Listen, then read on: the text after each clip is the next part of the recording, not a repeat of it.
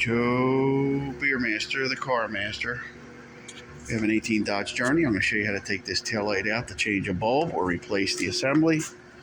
First thing you want to do is open the hatch, and you'll see these two push pins here. The way you get them out, slide a flathead screwdriver in. You have a little tool for this, so you can use these little wire snips. Pull that out. Pull that out. Sometimes they don't come out in one piece. And you just wiggle it. These Dodges usually come out pretty easy. There's a little push pin in here, so it's good to do it with two hands.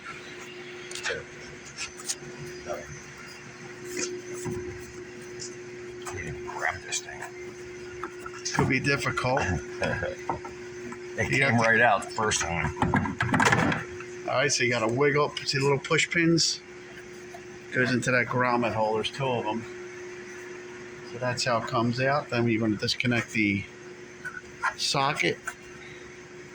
Or you can just untwist the bulb. Yeah, it's easy way. And then you pull the bulb straight out, and there's a little number on that bulb, where you can tell the auto supply house what the use is for, and they will give you the bulb. And that's it.